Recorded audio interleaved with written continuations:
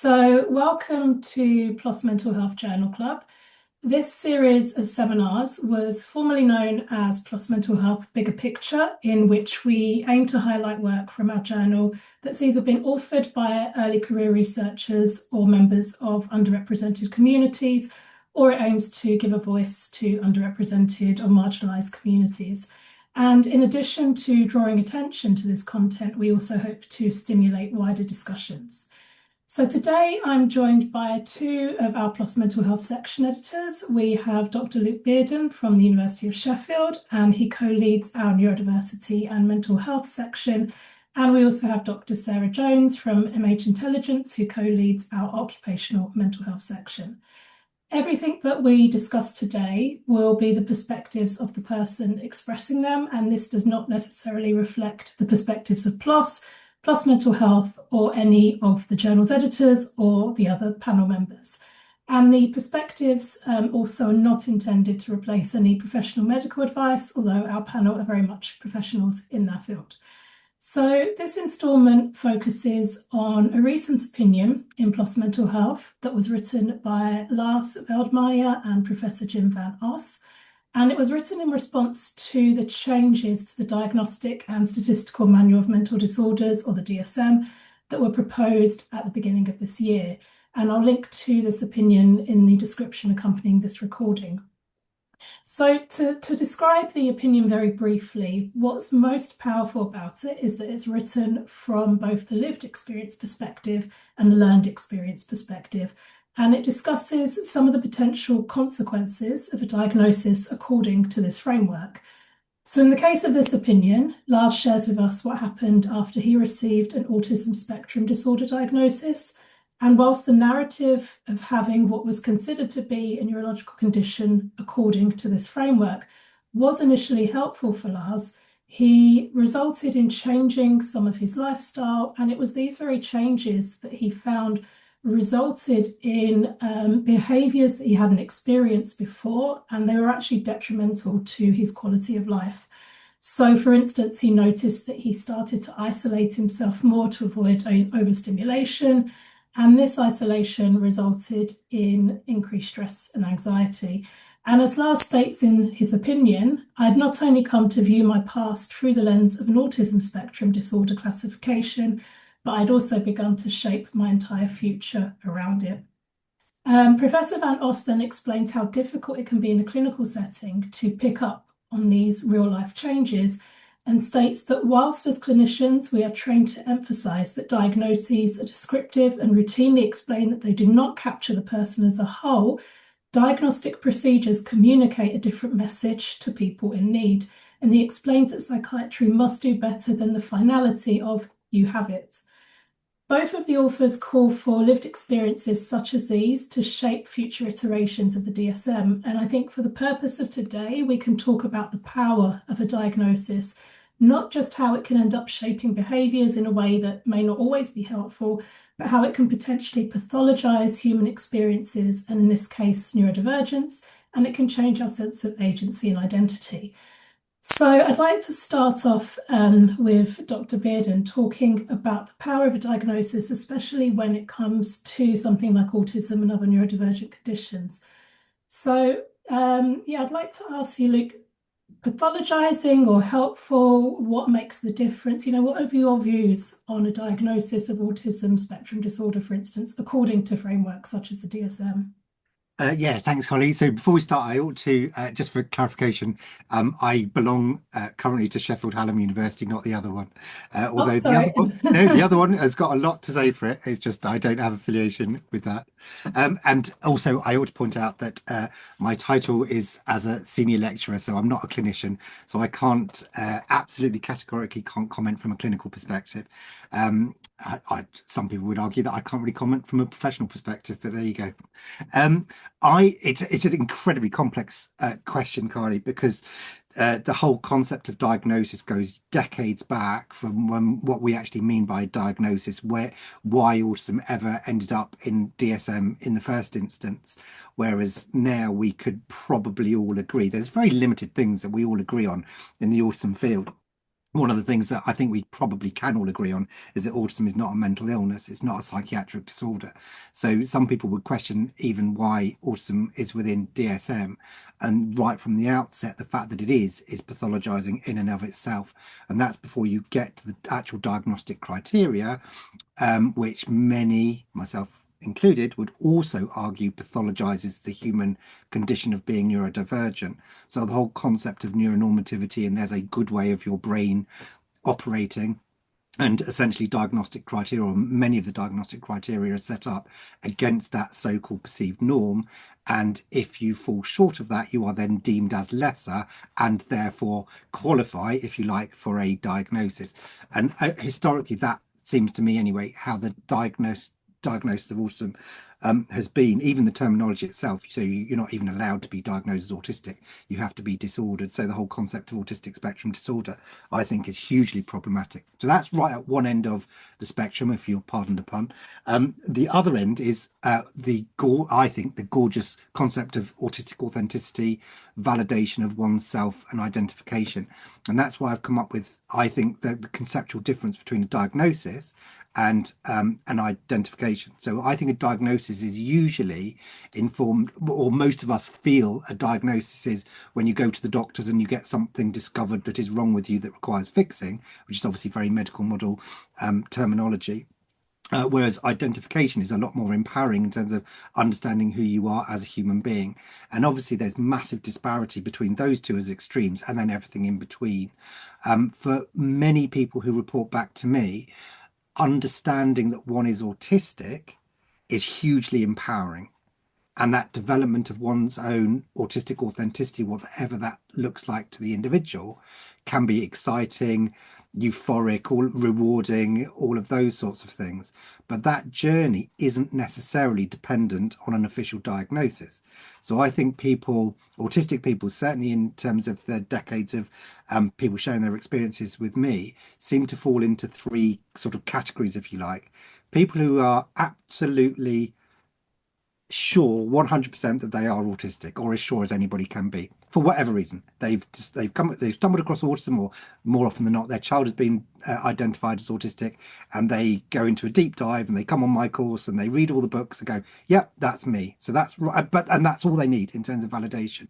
Right at the other end is, okay, well, I've come across this thing. I have got to go to a medical professional to get that rubber stamping. And until then, I am not going to believe that I am autistic. But when I do get that, then that is what other people have said to me. And that's where I sit.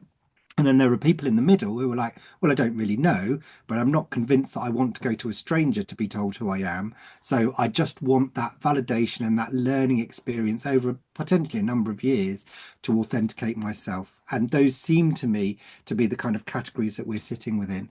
At the moment, I reject the pathologizing of the human condition. That I'm very much a fan of the neurodiversity movement. It says, look, neurodiversity, being neurodivergent, is just part and parcel of neurodiversity and is not better or less than anybody else.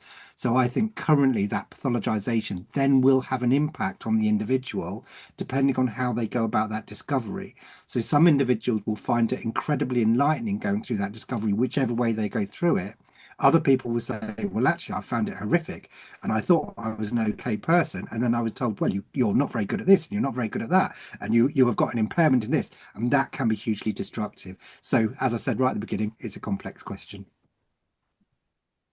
Definitely, yeah, I definitely agree, and that kind of, for want of a better phrase, either ends of the spectrum, it kind of explains why some people find a diagnosis so helpful and some find it useless or, detrimental. And I guess it depends on not just how you deal with that, but how you see it. And I really like that differentiation between diagnosis versus identification.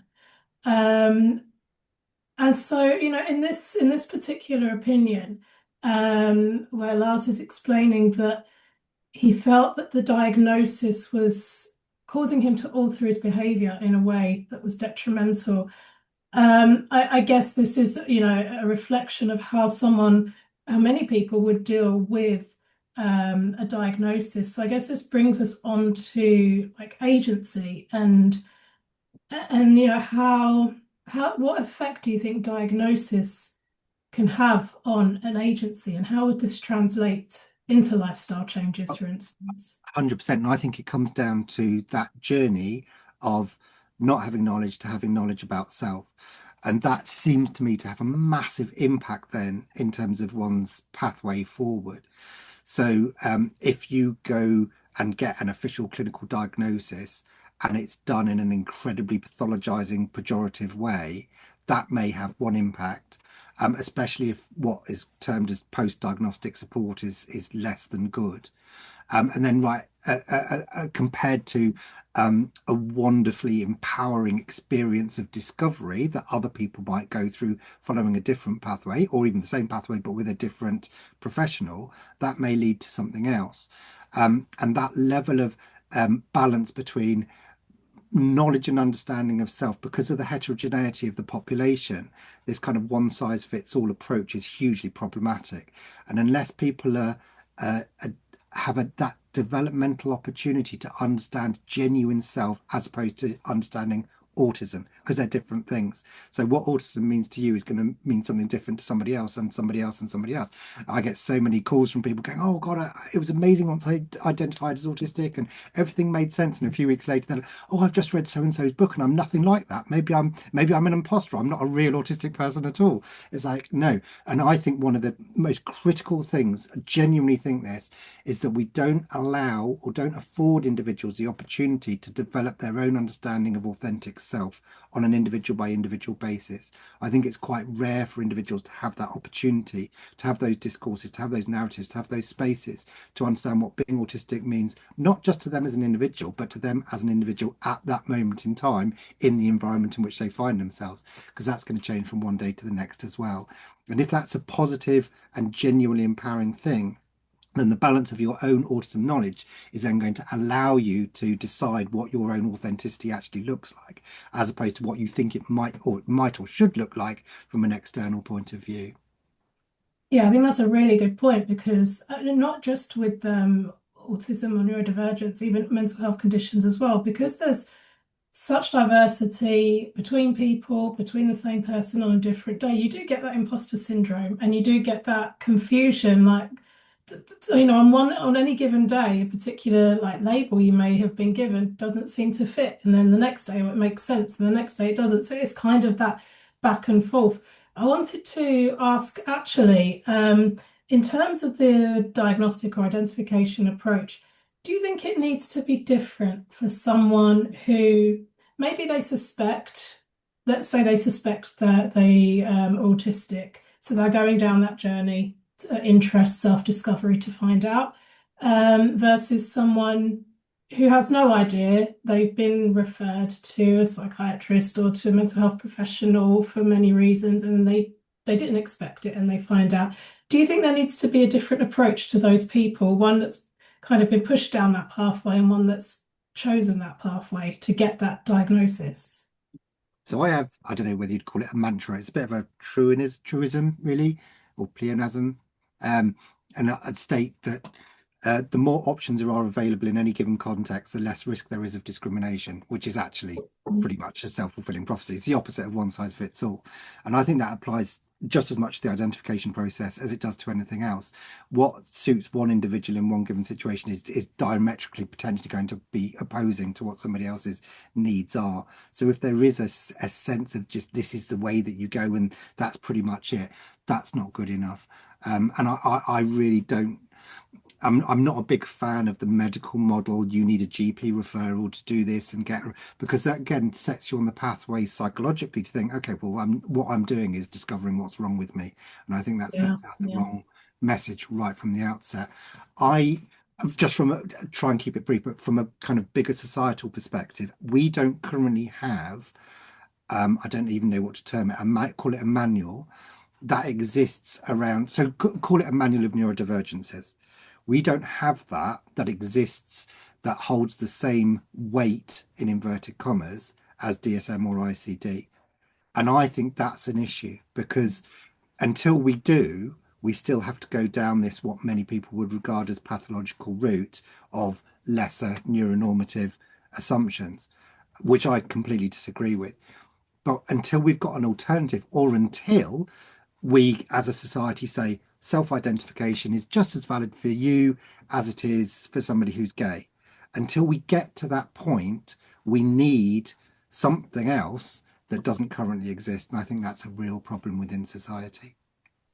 Yeah, that does relate to one of the next questions I was going to ask, because as I was saying, there isn't a neurodivergence like manual, for instance, so it has to the pathway has to go somewhere.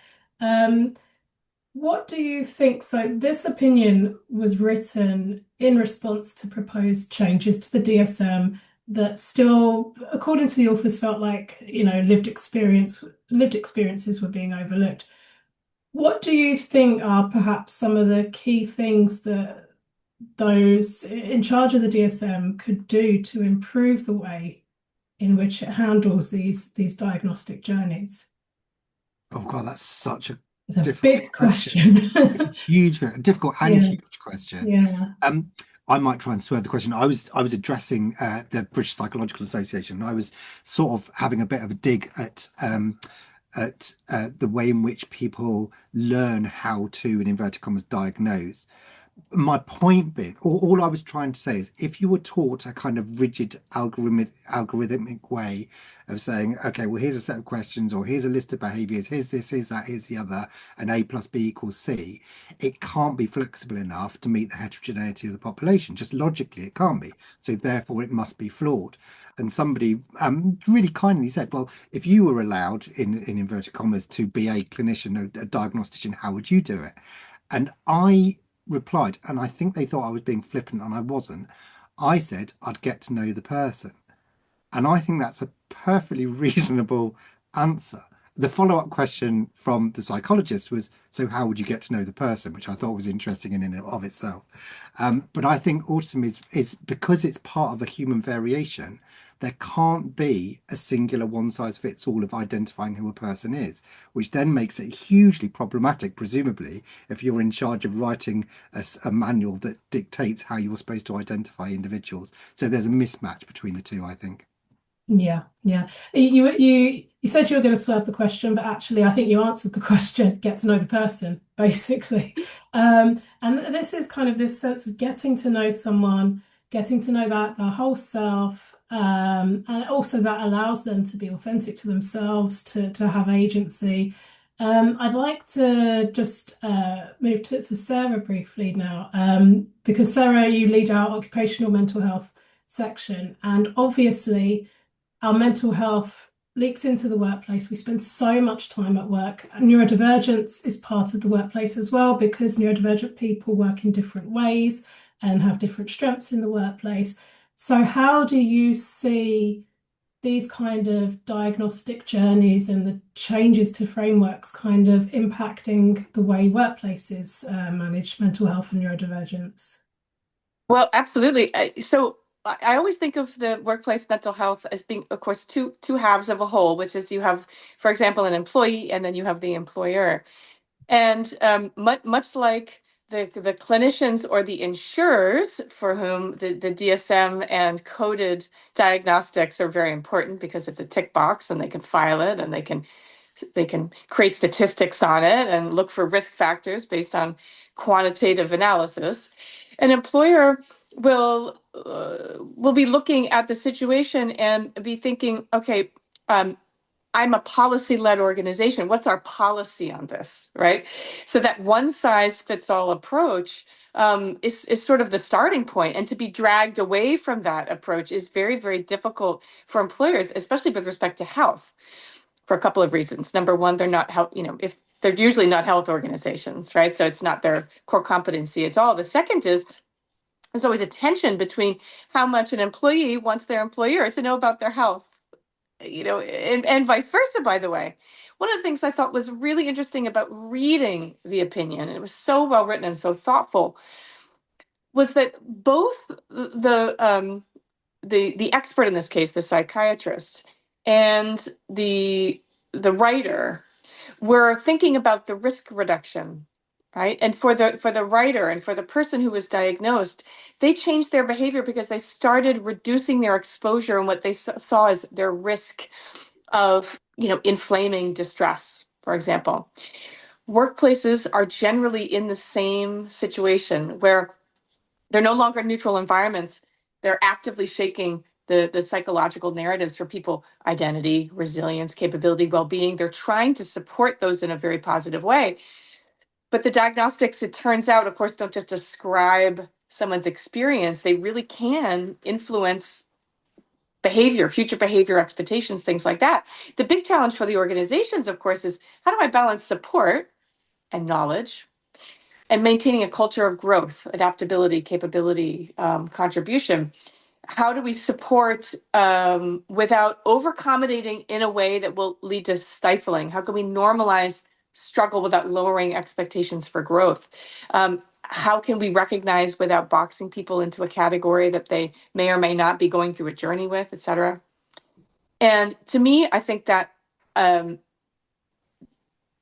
as organizations see the importance of work normalizing the conversations, there's a lot more nuance that needs to come into that. And like Luke was saying, the one size fits all approach isn't necessarily going to work, right? And this is the huge challenge for organizations.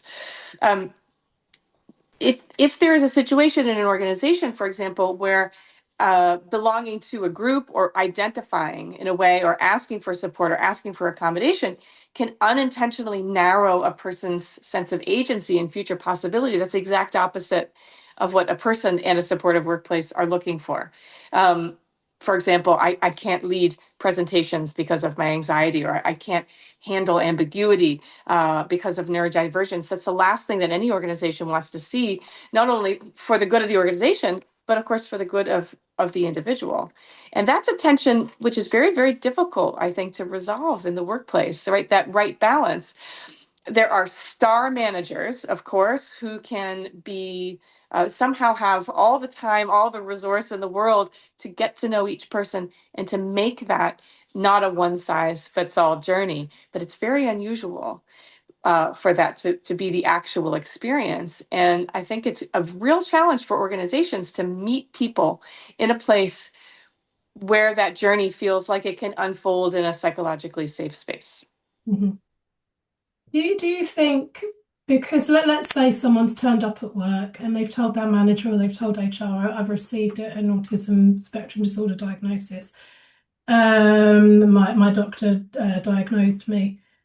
Do you think it's because it's got this, it's been through like a medical lens, it's the word diagnosis, it's the word disorder, where even the best intentioned managers will then go into risk reduction mode, protecting the employee rather than thinking, okay, well, this person is autistic, they're going to have additional skills that some of the other members of staff won't have. And so rather than looking for those additional skills that can be very beneficial to the role, perhaps that they've got much better memory, perhaps they've got much better creativity, that kind of gets pushed on the side and it goes into more, how can we protect them? How can we prevent them from underperforming, when really it could be an opportunity to hone in on those skills that they have because of their neurodivergence. Do you think it's because it's come through that medical lens, say, that organizations are more likely to go into that protective mode rather than that empowerment mode? I do think so. I do think that organizations, especially if it's a medium sized to a large organization, they will have departments of people, lawyers, HR, whose job it is to reduce risk for an organization. One of the last things they want, of course, is to stifle any any employee for sure, but also to stifle the potential for that person. Once someone uses the word medical or diagnosis, there is a box that needs to be ticked, and there is a protective measure and a policy that applies to that, right? And so I think you're right that a very experienced manager, for example, who has worked with a number of people who identify in any number of ways, will be able to say, this has worked for this person and not this, and this has worked for this person and not that. And they become, as a manager, the sum of their experiences and can bring that to the table, and also can bring that to the organization, saying, in my experience, in our collective experience, in the institutional knowledge base, we know this to be true, et cetera. Now, again, we go right back to the not one size fits all problem, which is you don't want to accumulate too many of the same experiences and then pretend like you know the future for people who come along, that you don't know and that you're just going through that journey with. I do think, however, that any employment lawyer will say, okay, red flags go up when the word medical is used. Now let's dig into that and let's categorize this into high risk, medium risk, low risk. At the end of the day, managers are just people, and they need to simplify in order to get through the day as well. So there's a big, always going to be a tension, I believe, between finding a policy that works and trying to be as personalized as possible when it comes to workplace mental health. Having counseled thousands of managers and employees on how to talk about mental health in the workplace, how to listen, I get the same questions over and over, which is, how do I know I'm doing the right thing? How do I know I'm doing the right thing? And most people, of course, 99.9, have the very best intentions. It still will remain that the organization needs to have a level of protection against something that they view as a risk, in terms of it's a risk to the individual to overstress them, for example, or it's a risk to the organization to mishandle this situation, and therefore we're going to put white gloves around it, if that makes sense. Yeah, absolutely. And I think my thoughts on that go back to what Luke said about having, like, a neurodiversity manual, a neurodivergence manual, versus something like the DSM. Because on the one hand, I personally feel like, on the one hand, if you kind of treat neurodivergence only as identity, in the same way that you would sexuality, gender, that kind of thing, it's easier to see things through that empowering lens and not pathologizing. But you also need to recognize that certain people with neurodivergent conditions will need specific environmental adaptations to be their best self. And then so that would kind of get lost as well. So it's a really difficult balance. I just wanted to finish off asking both of you. So, the DSM has undergone lots of different iterations, and that's because we're understanding more and times are changing, but also the way in which we understand mental health and the way in which we understand neurodivergence also changes with generations as well. And within the workplace, you've got this hierarchy where you may have older people in management, and their understanding of neurodivergence is going to be different to younger people who are early in their career, who have just come in. So how do you think we can kind of harmonize this understanding and the way in which we consider neurodivergence across generations, especially when, say, older generations had a certain way of doing things, certain understandings? How can we do that? I was asked this on another podcast about what would be the one thing you would want any given professional to do in their practice that might then benefit the wide autistic population, which is a huge question. And I said I would like every single professional, when faced with somebody who declares they're being autistic, to then come from a position of absolutely zero knowledge about autism.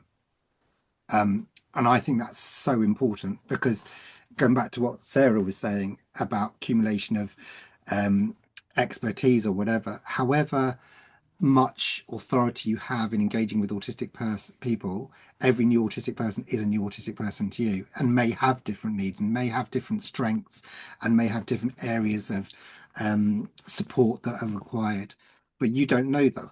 Why would you? And I think that just that fairly simple thing actually would have a massive impact then on the autistic community, and also our understanding of what autism knowledge actually constitutes, so that people forget about the fact that, oh, I know about autism because I taught somebody last year in school, or I know about autism because I line managed somebody 5 years ago. It's like, no, it doesn't work like that. And I think that would be hugely impactful. Yeah. I would agree. I would second that, and I also would say that open discussion where everyone participates in questions and answering, and that is moderated and sort of expert led, to make sure that not just people's opinions and experiences come out, but also some psychoeducation about what should we know, what do we not need to know, what are good questions to ask. I think that for the generations, you know, one of the things I keep hearing from sort of an older generation versus a younger generation in the workplace is, you know, they don't know what stress is. They don't know what pressure is. They can't handle discomfort, this kind of things. I don't think that that's necessarily true. I just think that the younger generation expresses, they have different ways of expressing their resilience, and they're resilient in different situations, perhaps, than the older generation is. But I think it takes the meeting of the minds in order for them to understand each other, to be frank. And that has to be done with sort of an open, non-judgmental forum. That's really interesting, because I sometimes think maybe the younger generation really do understand what anxiety and stress is, and they're able to articulate that in a way that maybe older generations weren't ever allowed to do. So you could look at it Yes. from that perspective as well, couldn't you? Yes, I would agree with that. I would agree with that. I think that possibly also with the proliferation of, I would say, the toxic positivity movements and social media, that the speed of information, whether it's bad information or good information, has bombarded young people to a degree that they try, even if they're trying to educate themselves, they're sort of being inundated with people's opinions who that they can't quite accommodate into what is the truth, this kind of thing. And so therefore they also are into risk reduction, right? Which is, I can't handle that because it makes me uncomfortable, right? And I think the older generation would probably say there are going to be a lot of uncomfortable times, and and you're going to be okay with a vast majority of it. Some of them are going to leave a mark, but you're also going to be okay. I think that's interesting. Going back a little bit to what you were saying about having that open forum, absolutely. I mean, a lot of the staff networks that I've been involved with, we do kind of that open forum, that storytelling sessions. But I think I'm quite privileged to work in places where that is possible, because that does require a huge amount of relational safety that is Yes. not present in many places. So although that is the ideal, I think it also can put pressure on the person. And also, as Luke said, every new autistic person is a new autistic person, for instance, and the same goes for mental health conditions too. So having a company listen to an employee's story may be totally irrelevant to another employee's story who has the same condition. Or so, but the fact is, just encouraging that open dialogue is, I think, the best place to start, for sure.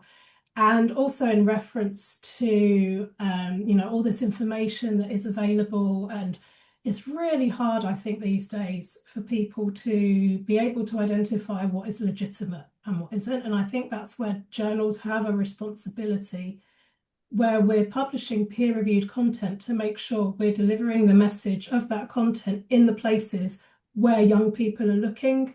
In the past, journals have shied away from social media, for instance, but I think they have a responsibility to be there and send accurate messages and encourage discussion, for sure. So it's about that open dialogue.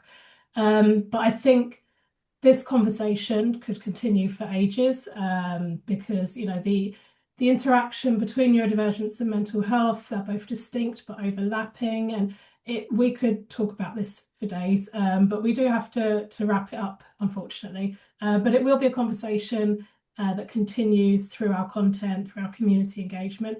So thank you so much, Luke and Sarah, for joining me today and sharing your time and your expertise. And I wish I could listen to you both for longer. And also thanks to Lars Veldmeijer and Professor Jim Van Os for writing this opinion piece as well, that this whole discussion has been based on.